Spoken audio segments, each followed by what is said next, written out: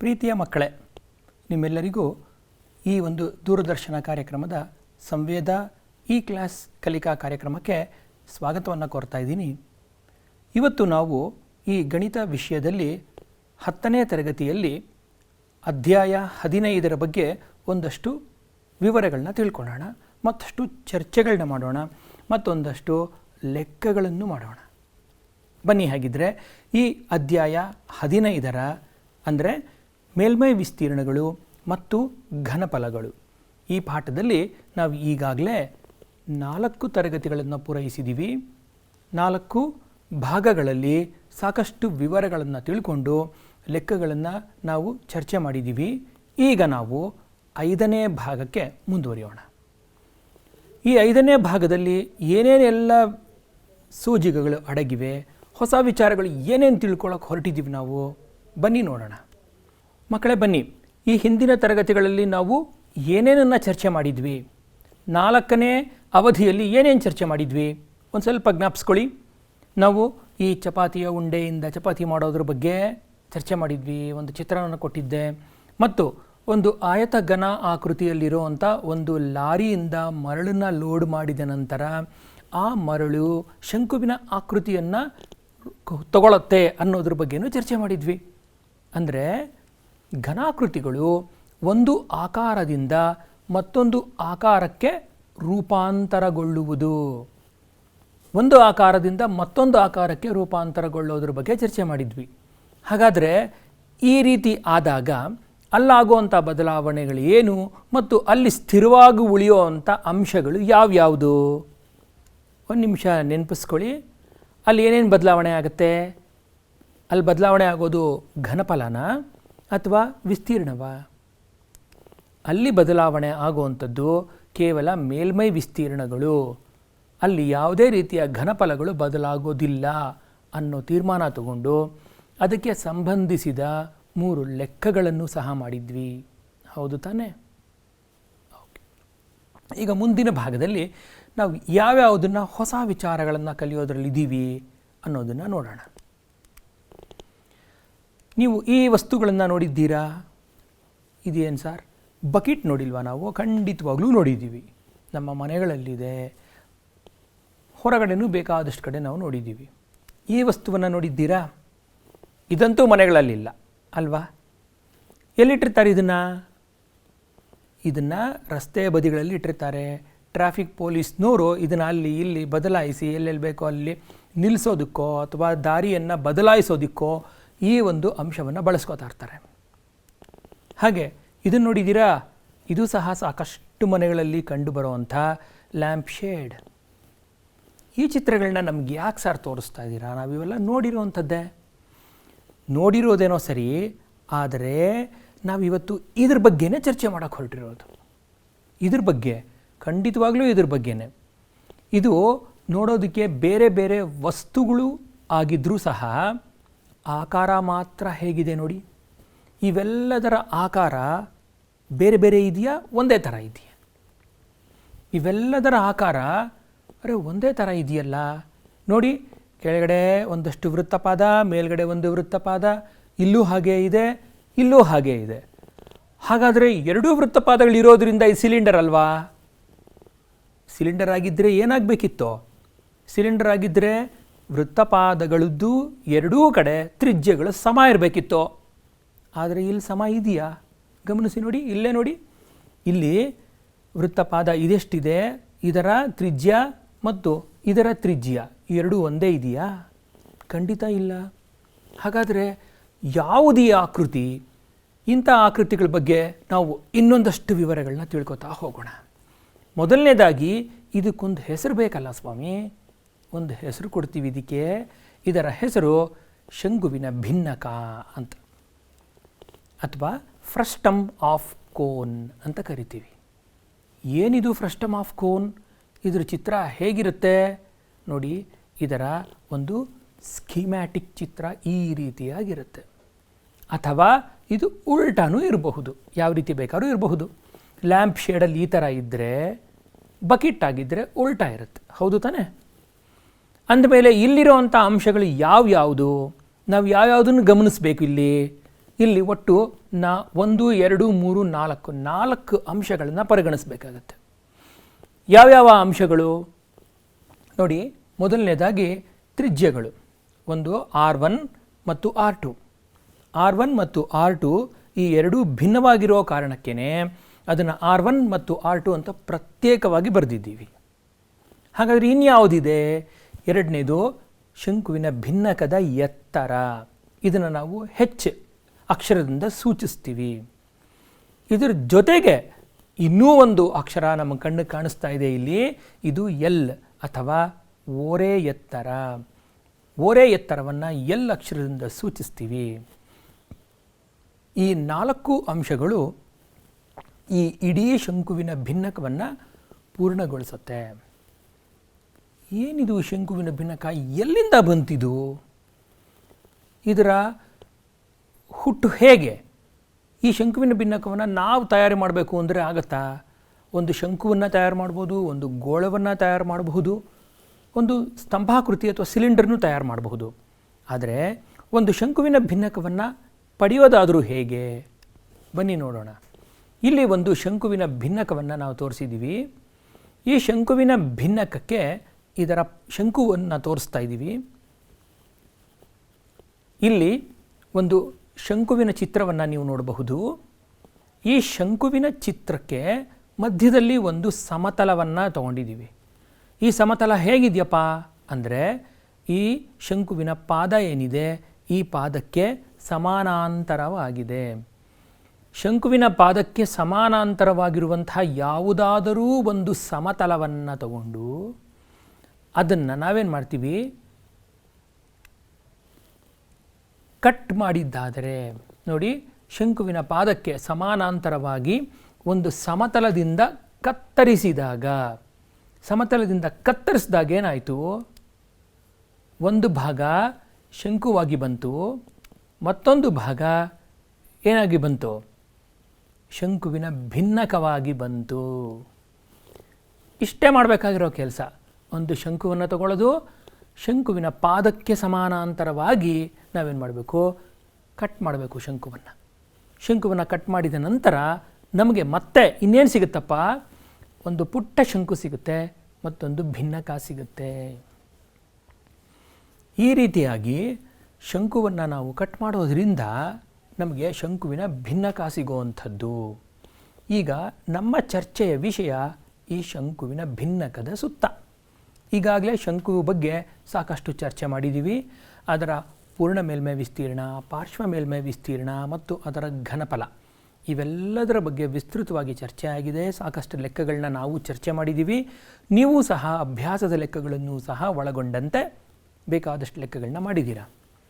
ಹಾಗಾದರೆ ಇನ್ನು ನಮ್ಮ ಮುಂದಿನ ಆಸಕ್ತಿಕರ ವಿಷಯ ಏನಪ್ಪ? ಈ ಶಂಕುವಿನ ಭಿನ್ನಕ.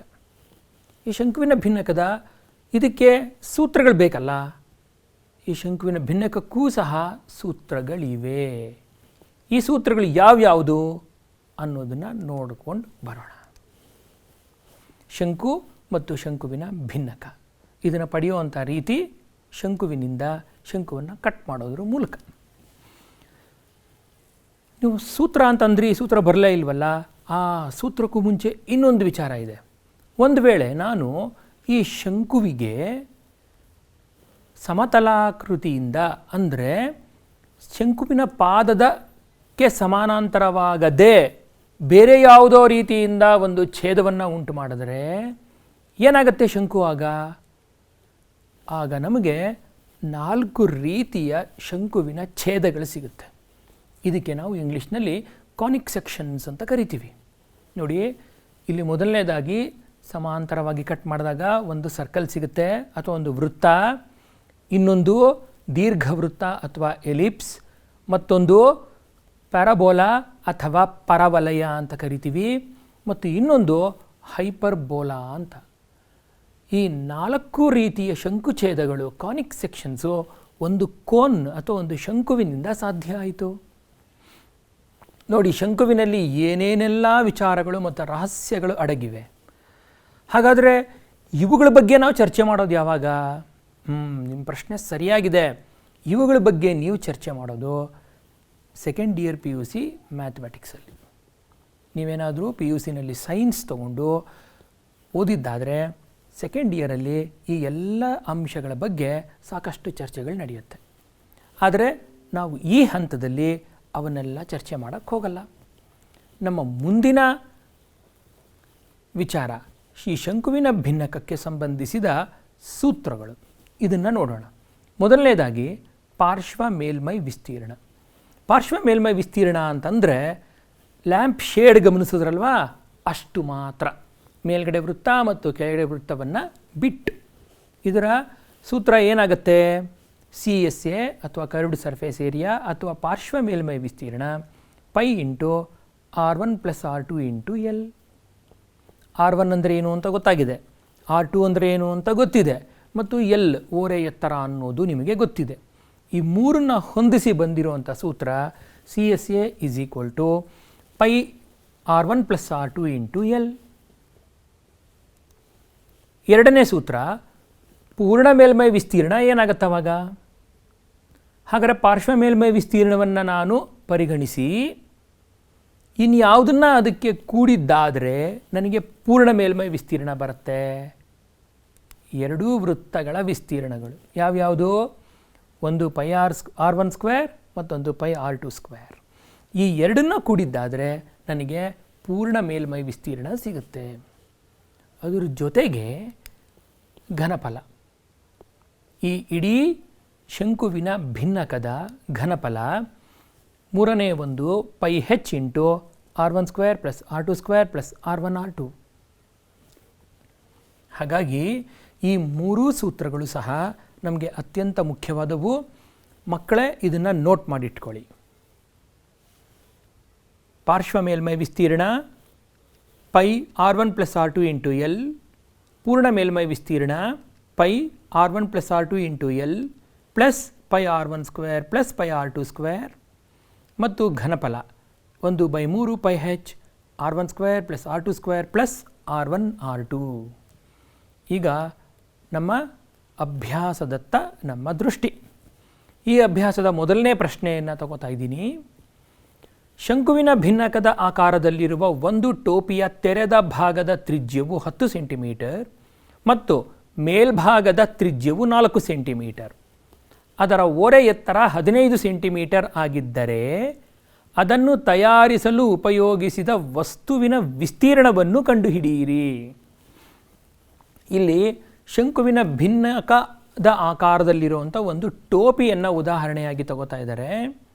ನಾವಿಲ್ಲಿ ಗಮನಿಸಬೇಕಾಗಿರುವಂಥ ಅಂಶಗಳನ್ನು ನಾನು ರೆಡ್ ಲೆಟರ್ಸಲ್ಲಿ ಬರೆದಿದ್ದೀನಿ. ಶಂಕುವಿನ ಭಿನ್ನಕ ತ್ರಿಜ್ಯ 10 ಸೆಂಟಿಮೀಟರ್, ಮತ್ತೊಂದು ತ್ರಿಜ್ಯ 4 ಸೆಂಟಿಮೀಟರ್. ಇಲ್ಲಿ ಗಮನಿಸಿ, ಇದು ಶಂಕುವಿನ ಭಿನ್ನಕದ ರೂಪದಲ್ಲಿರುವಂಥ ಟೋಪಿ. ಇದರಲ್ಲಿ ಒಂದು ತ್ರಿಜ್ಯ 4 ಸೆಂಟಿಮೀಟರ್, ಮತ್ತೊಂದು ತ್ರಿಜ್ಯ 10 ಸೆಂಟಿಮೀಟರ್ ಮತ್ತು ಓರೆ ಎತ್ತರ 15 ಸೆಂಟಿಮೀಟರ್ ಆಗಿದೆ. ಇದನ್ನು ತಯಾರಿಸಲು ಉಪಯೋಗಿಸಿದ ವಸ್ತುವಿನ ವಿಸ್ತೀರ್ಣ ಕಂಡುಹಿಡಿಯಿರಿ. ಇಲ್ಲಿ ಪ್ರಶ್ನೆಯೇ ವಿಸ್ತೀರ್ಣದಲ್ಲಿ ಇದೆ ಅಂತ ಹೇಳುವಾಗ ಘನಫಲದ ಸೂತ್ರ ನಾವು ಬಳಸೋ ಅವಶ್ಯಕತೆಯೇ ಇಲ್ಲ. ಮತ್ತೆ ಇನ್ನೊಂದು ಪ್ರಶ್ನೆ ಬರುತ್ತೆ, ನಾವು ಉಪಯೋಗಿಸಬೇಕಾಗಿರೋದು ಪೂರ್ಣ ಮೇಲ್ಮೈಯೋ ಅಥವಾ ಪಾರ್ಶ್ವ ಮೇಲ್ಮೈ ವಿಸ್ತೀರ್ಣದ ಸೂತ್ರವೋ ಅಂತ. ಇಲ್ಲಿ ಗಮನಿಸಿ, ನಮಗೆ ಕೊಟ್ಟಿರುವಂಥ ದತ್ತ ವಿವರ, ಅಂಕಿ ಅಂಶಗಳ ವಿವರ, R1 ಬೆಲೆ ಗೊತ್ತು, R2 ಬೆಲೆ ಗೊತ್ತು ಮತ್ತು L ಬೆಲೆ ಗೊತ್ತು. ಇದರ ಪಾರ್ಶ್ವ ಮೇಲ್ಮೈ ವಿಸ್ತೀರ್ಣವನ್ನು ತಗೊಂಡಿದ್ದಾದರೆ A = π R1 + R2 into L ಅನ್ನೋದು ಸೂತ್ರ ನಿಮಗೀಗಾಗಲೇ ಗೊತ್ತಿದೆ. ಈಗ ನಾವು ಮೊದಲನೇ ಏನು ಮಾಡೋಣ, ಪಾರ್ಶ್ವ ಮೇಲ್ಮೈ ವಿಸ್ತೀರ್ಣದ ಸೂತ್ರವನ್ನು, ಅದರ ವಿಸ್ತೀರ್ಣವನ್ನು A1 ಅಂತ ಪರಿಗಣಿಸಿದ್ದಾದರೆ A1ನ ಬೆಲೆ ಎಷ್ಟಿದೆ ನೋಡಿ. A1 = ಎಷ್ಟು ಬಂತು? ಸೂತ್ರವನ್ನು ಬರೆದ್ವಿ. ಅದರ ಮೇಲೆ ಅಲ್ಲಿರುವಂಥ ಚರಾಕ್ಷರಗಳು R1, R2 ಮತ್ತು L ಇವುಗಳ ಆದೇಶ ಮಾಡಿದ್ವಿ. ನಂತರ ಸುಲಭ ರೂಪಕ್ಕೆ ತಂದಾಗ ಸರಳ ರೂಪದಲ್ಲಿ ನಮಗೇನು ಕಾಣಿಸ್ಕೊತಿದ್ದು? A = 660 centimetre square. ಹಾಗಾದ್ರೆ ಮುಂದೆ ಏನು ಮಾಡಬೇಕಪ್ಪ ನಾವು? ಒಂದು ವೃತ್ತದ ವಿಸ್ತೀರ್ಣವನ್ನು ಕಂಡುಹಿಡಿಬೇಕು. ಯಾವುದಾ ವೃತ್ತ? ಮೇಲ್ಗಡೆ ವೃತ್ತವೋ ಕೆಳಗಿನ ವೃತ್ತವೋ? ಕೆಳಗಿನ ವೃತ್ತ ಏನಾದರೂ ಪೂರ್ತಿಯಾಗಿ ಕೊಟ್ಟಿದ್ದರೆ ನಾವು ಟೋಪಿ ಹಾಕೊಳ್ಳೋಕೆ ಆಗ್ತಿತ್ತಾ? ಆಗಲ್ಲ. ಹಾಗಾಗಿ ಮೇಲ್ಭಾಗದ ವೃತ್ತ, ಮೇಲ್ಭಾಗದ ವೃತ್ತ ಅಂದರೆ ಚಿಕ್ಕ ತ್ರಿಜ್ಯವಿರುವಂಥದ್ದು ಯಾವುದು? R2 = 4 ಸೆಂಟಿಮೀಟರ್ ಇರುವಂಥ ವೃತ್ತದ ವಿಸ್ತೀರ್ಣ ತಗೊಂಡಾಗ ಎಷ್ಟು ಬರುತ್ತೆ ನಮಗೆ? ಅದೇ πr² ಸೂತ್ರವನ್ನು ಹಾಕಿ ನಂತರ ನಮಗೆ ಸಿಕ್ಕಿದ್ದು 50.28 ಸೆಂಟಿಮೀಟರ್ ಸ್ಕ್ವೇರ್. ಹಾಗಾದರೆ ಒಂದನ್ನು ಇನ್ನೊಂದಕ್ಕೆ ಕೂಡಬೇಕಾ ಕಳಿಬೇಕಾ? ಒಂದು ನಿಮಿಷ ಯೋಚನೆ ಮಾಡಿ. ಸುತ್ತಲಿನ ವಿಸ್ತೀರ್ಣ ಬಂದಿದೆ ಮತ್ತು ವೃತ್ತದ ಮೇಲ್ಭಾಗದ ವೃತ್ತದ ವಿಸ್ತೀರ್ಣ ಬಂದಿದೆ. ಇವೆರಡನ್ನ ನಾವೇನು ಮಾಡಬೇಕು ಇವಾಗ? ನಿಜ, ಇವೆರಡನ್ನ ನಾವು ಕೂಡಿದ್ದಾದರೆ ನಮಗೆ ಸಿಕ್ಕುವಂಥ ಉತ್ತರ A1 + A2 660 + 50.28 ಒಟ್ಟಿಗೆ ಸೇರಿಸಿದಾಗ ನಮಗೆ ಸಿಕ್ಕಿದ್ದು 710.28 ಸೆಂಟಿಮೀಟರ್ ಸ್ಕ್ವೇರ್. ಅಂದರೆ ಇಡೀ ಟೋಪಿಯನ್ನು ಮಾಡಬೇಕಾದ್ರೆ ನಮಗೆ ಬೇಕಾಗಿರೋವಂಥ ಯಾವುದೇ ತರಹದ ಬಟ್ಟೆ ಆಗಲಿ, ವಸ್ತು ಆಗಲಿ ಅಥವಾ ಕಾಗದ ಆಗಲಿ 710.28 ಸೆಂಟಿಮೀಟರ್ನಷ್ಟು ಪ್ರಮಾಣ ಬೇಕಾಗಿದೆ ಅನ್ನೋದು ಈ ಲೆಕ್ಕದಲ್ಲಿ ಅಡಗಿರುವಂಥ ವಿಷಯ. ಮುಂದಿನ ಲೆಕ್ಕಕ್ಕೆ ಹೋಗೋಣ. ಎರಡನೇ ಪ್ರಶ್ನೆ. ಒಂದು ಬಕೆಟ್ನ ಎತ್ತರ 24 ಸೆಂಟಿಮೀಟರ್ ಇದ್ದು ಪಾದಗಳ ತ್ರಿಜ್ಯಗಳು 5 ಸೆಂಟಿಮೀಟರ್ ಆಗಿದೆ. ಈಗ ನಾವೇನು ಮಾಡಬೇಕಾಗಿದೆ? ಬಕೆಟ್ನ ಮೇಲ್ಮೈ ವಿಸ್ತೀರ್ಣವನ್ನು ಕಂಡುಹಿಡಿಬೇಕಾಗಿದೆ. ಇದು ಸಹ ಹಿಂದಿನ ಲೆಕ್ಕದಂತೆಯೇ ಇದ್ದು ಮೇಲ್ಮೈ ವಿಸ್ತೀರ್ಣ ಕಂಡುಹಿಡಿಬೇಕಾಗಿರುವಂಥದ್ದು. ಒಂದು ಬಕೆಟ್, ಈ ರೀತಿಯ ಆಕಾರದಲ್ಲಿರುವಂಥ ಒಂದು ಬಕೆಟ್, ಇದರ ತ್ರಿಜ್ಯಗಳು ಮತ್ತು ಅಂಕಿಅಂಶಗಳು ಏನೇನು ಕೊಟ್ಟಿದ್ದಾರೆ ನೋಡೋಣ.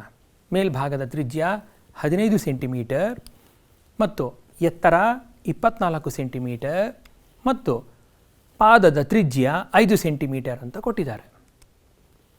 ಈಗ ನಮಗೆ ಬೇಕಾಗಿರುವಂಥದ್ದು ಎಲ್ ಬೆಲೆ. ಎಲ್ ಬೆಲೆ ಬೇಕಾಗಿರೋದ್ರಿಂದ ನಾವೇನು ಮಾಡಬೇಕು? ಎಲ್ ಬೆಲೆ ಬೇಕಾಗಿರೋದ್ರಿಂದ ಎಲ್ ಬೆಲೆಯನ್ನು ಕಂಡುಹಿಡಿಬೇಕು. ಎಲ್ ಬೆಲೆ ಕಂಡುಹಿಡ್ಕೊಳ್ಳೋದು ಹೇಗೆ? ಈ ಸೂತ್ರದ ಮೂಲಕ ಎಲ್ ಬೆಲೆಯನ್ನು ನಾವು ಕಂಡುಹಿಡಿಯಬಹುದು. L = h² + R1 - R2 whole square. ಇದು ಸೂತ್ರ. ಈ ಸೂತ್ರ ಹೇಗಪ್ಪ ಬರುತ್ತೆ? ಪೈಥಾಗರಸ್ ಪ್ರಮೇಯವನ್ನು ನಾವು ಅಳವಡಿಸ್ಕೊಂಡು ಈ ಸೂತ್ರಕ್ಕೆ ನಾವು ಬಂದಿದ್ದೀವಿ. ಇಲ್ಲಿ ಹೆಚ್ ಬೆಲೆ ಎಷ್ಟಿದೆ? 24 ಸೆಂಟಿಮೀಟರ್ ಕಾಣಿಸ್ತಾ ಇದೆ ನಿಮಗೆ. ಮತ್ತು R1 ಮತ್ತು R2 ಬೆಲೆಗಳು 15 ಮತ್ತು 5 ಸೆಂಟಿಮೀಟರ್ ಇದ್ದಾಗ ನಮಗೆ ಬಂದಂತಹ ಹೆಚ್ ಅಥವಾ ಎಲ್ನ ಬೆಲೆ 26 ಸೆಂಟಿಮೀಟರ್. ಈ 26 ಸೆಂಟಿಮೀಟರ್ ಏನಾಯಿತು? ಎಲ್ ಬೆಲೆ ಆಗಿದೆ.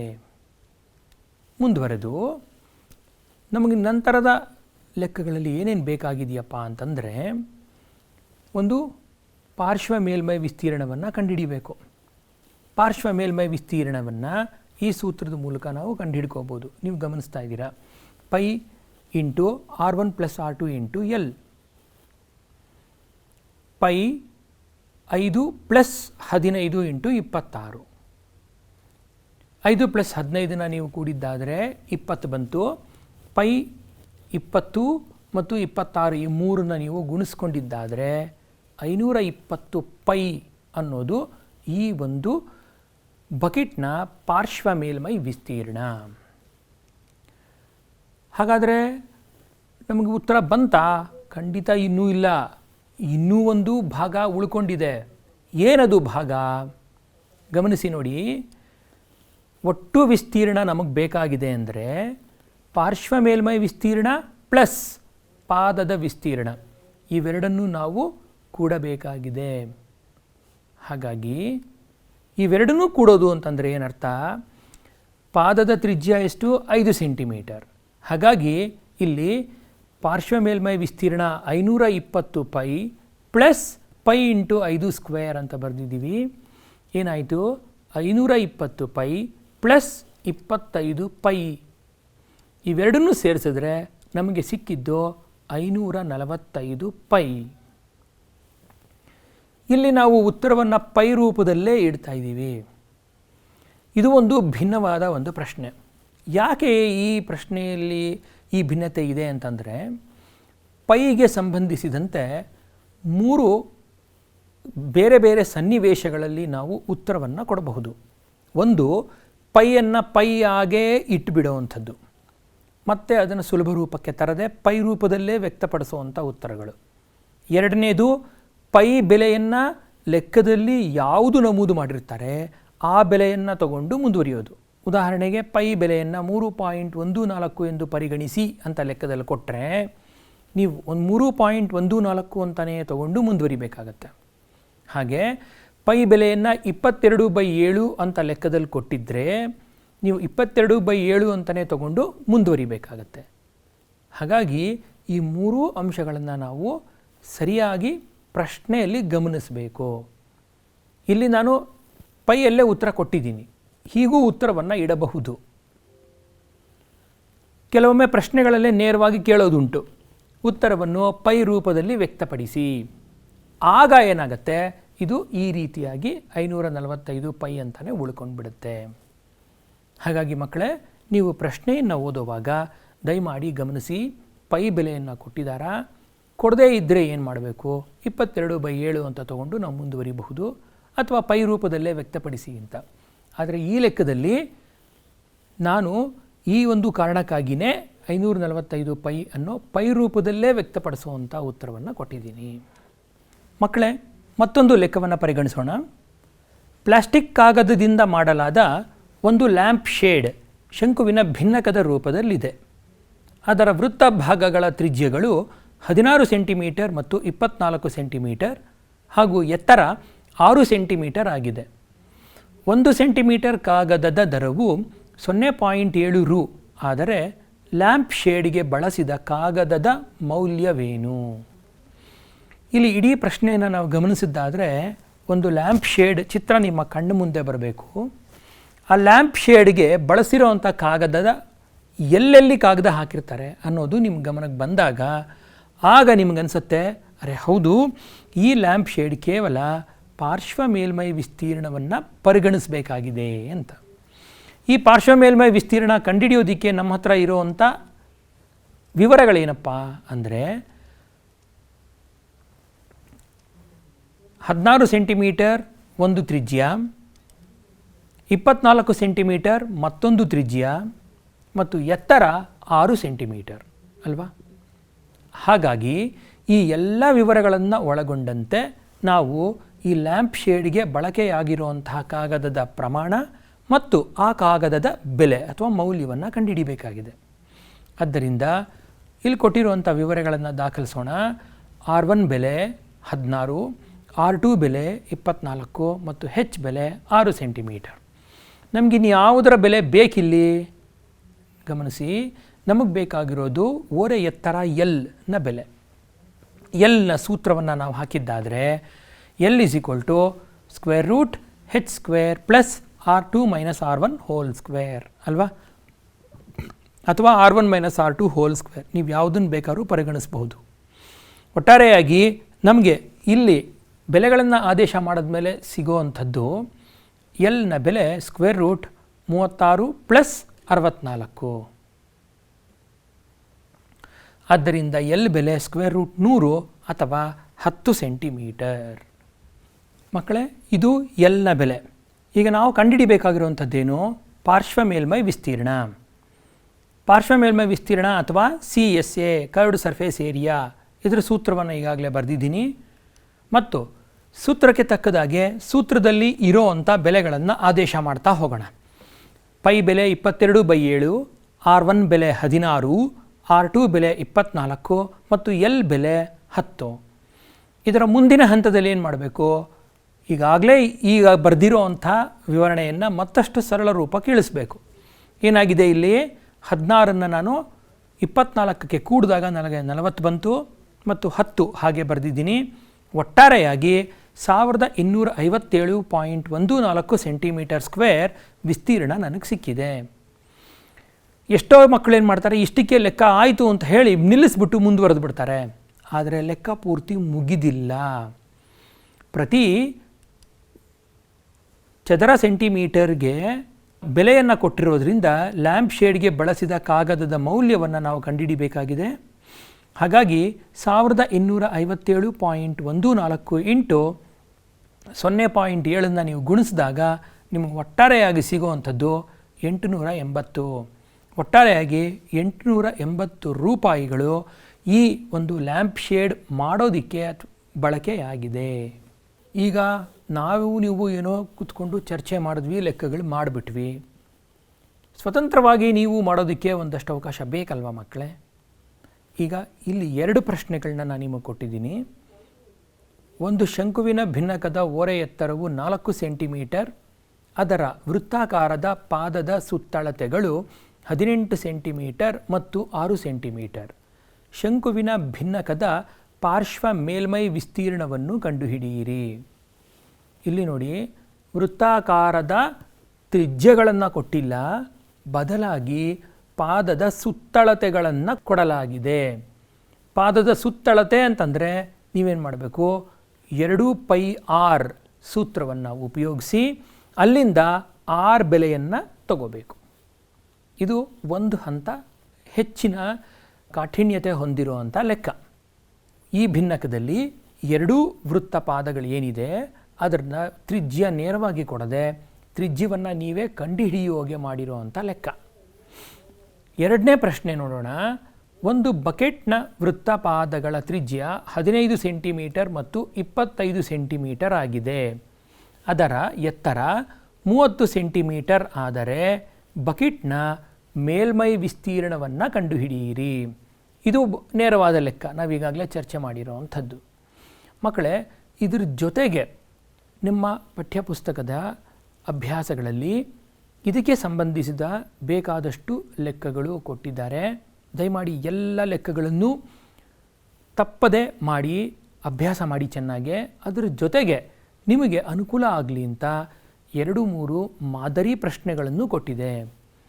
ಮಾದರಿ ಪ್ರಶ್ನೆಗಳನ್ನು ಸಹ ನೀವು ಪ್ರಶ್ನೆಯನ್ನು ಬರ್ಕೊಂಡು ನೀವೇ ಉತ್ತರವನ್ನು ಪ್ರಯತ್ನ ಮಾಡಿ ನಂತರ ನಿಮ್ಮ ಉತ್ತರವನ್ನು ಪಠ್ಯಪುಸ್ತಕದ ಉತ್ತರದ ಜೊತೆಗೆ ತಾಳೆ ಹಾಕಿ ನೋಡಿ. ನೀವು ಅಲ್ಲೂ ಸಹ ನಿಮ್ಮ ಈ ಒಂದು ಸೂತ್ರದ ವಿಷಯವನ್ನು ನೀವು ಖಾತ್ರಿಪಡಿಸ್ಕೋಬಹುದು. ಈ ಲೆಕ್ಕಗಳು ಮತ್ತು ಮುಂದಿನ ಎಲ್ಲ ಲೆಕ್ಕಗಳು ಮಾಡೋದಕ್ಕೆ ನಮ್ಮ ಕಡೆಯಿಂದ ನಿಮಗೊಂದು ಗುಡ್ ಲಕ್. ಖಂಡಿತ ಮಾಡ್ತೀರಾ ಅಲ್ವಾ? ಪ್ರಯತ್ನ ಮಾಡಿ ಮಕ್ಕಳೇ. ಅದರ ಜೊತೆಗೆ ಪರಾಮರ್ಶನಕ್ಕಾಗಿ ಬೇಕಾದಷ್ಟು ಪುಸ್ತಕಗಳು, ಜೊತೆಗೆ ಇಂಟರ್ನೆಟ್ನಲ್ಲೂ ಸಹ ಬೇಕಾದಷ್ಟು ಬೇರೆ ಥರದ ವಿಡಿಯೋಗಳು ಎಲ್ಲವನ್ನು ಅನುಕೂಲ ಮಾಡಿಕೊಂಡು ಹೆಚ್ಚಿನ ಮಾರ್ಕ್ಸ್ ಕಡೆಗೆ ನೀವು ಮುಂದುವರಿತೀರಾ ಅನ್ನೋ ನಂಬಿಕೆಯಿಂದ ಈ ಒಂದು ಸೆಷನ್ನ ಈಗ ಸದ್ಯಕ್ಕೆ ನಾವು ಮುಗಿಸ್ತಾ ಇದ್ದೀವಿ. ಈ ಒಂದು ಭಾಗವನ್ನು ಪ್ರಸ್ತುತಪಡಿಸಿದವರು ಪ್ರವೀಣ್ ಎಸ್, BRP BRC ಕಚೇರಿ ಕೋಲಾರ. ಮಕ್ಕಳೇ, ಎಲ್ರಿಗೂ ನಮಸ್ಕಾರ.